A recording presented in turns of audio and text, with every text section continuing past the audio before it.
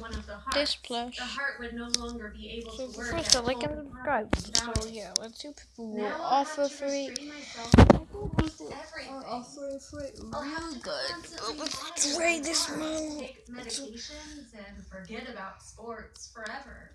Any physical activity is now dangerous for me. My parents feared for my life. My mom kept scolding me for negligence for a long time with tears in her eyes, and my dad only agreed with her. I understood that I acted irresponsibly as regards to my own health, and I regret it because I couldn't even imagine that the consequences would have been so serious. Do you think I did the right thing? Give your answers in the comments, like the video, and share it with your friends.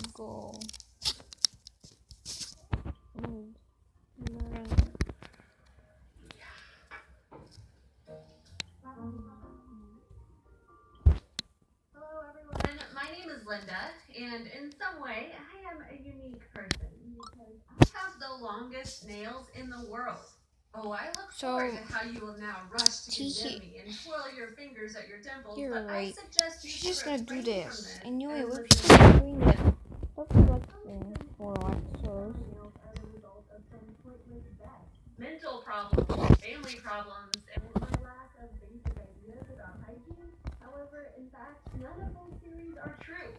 When I was born, I was a very whiny and moody baby.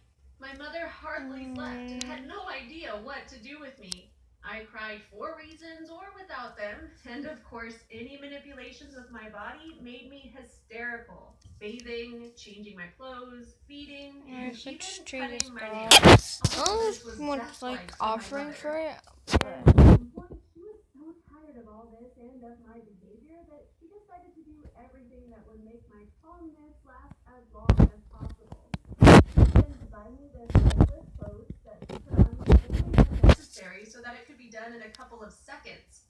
She almost completely cut my hair so that she could comb it as little as possible and bathed me as rarely as possible. In general, she did everything to minimize stress in our lives. Galaxy 145 is However, offering the me issue of my nails a was the neon most no acute. person. As Didn't soon go as with. she I started have to to cut be them, fine. I screamed Sorry. especially loudly. No, thank you. My face was reddening and my voice was straining. So my mom tried to cut them as little as possible too. But she could not completely avoid this because I could simply gouge myself or somebody else's eyes out. When I grew up a little, my temper changed. From a little demon, I turned into a calm and sweet angel. Now I began to enjoy bathing. My hair grew, and I waited patiently while my mother did my hair for me. From now on, I was dressed up as a princess and not as a street child. In general, life began to improve. And only the problem with my nails did not go anywhere. But now I began to ask my mother not to touch them because it hurt a lot.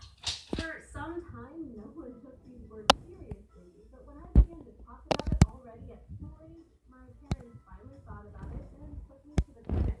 Unfortunately, the doctors also decided that my relationship with nail clipping was child's play and advised my mother not to pay attention to me and persistently accustomed me to the procedure. Ew, look at her I nails. will not say anything about what I think about the competence of these doctors, but the fact is that our suffering continues.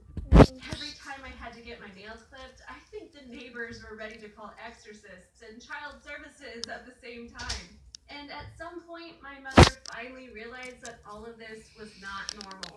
Therefore, she began to seek an accurate diagnosis from doctors, which would be the answer to the question of why did I turn from a normal child into a fiend of hell while getting my nails cut? Well, it's good that this happened. Better late than never, and now you will understand why I say this. Not without difficulty, the doctors still found a reason why I endure any manipulations with my nails so painfully. It turned out that I have nerve endings in them. That is, my nails are not dead tissue devoid of life, but a full-fledged organ, some kind of horror. Fortunately, this problem did not affect my toenails, and then the doctor explained to my perplexed mother what nail clipping meant to me. As an example, he asked her to imagine that her nose, ears, or fingers would be cut off without anesthesia. So on the pain scale, I felt the same every time I am deprived of my nails. My mom was horrified when she realized what I had to endure all these years and that she was torturing her own child with her own hands, dooming me to extreme suffering. And I, on the contrary, was glad that they stopped considering me a faker and hysteric. Since then, the issue of cutting my nails has been closed. And it turns out that from the age of 9, I began to grow them Sometimes out. I'll be To okay. be honest, all the girls in the class envied me, Mhm. and I myself was delighted with my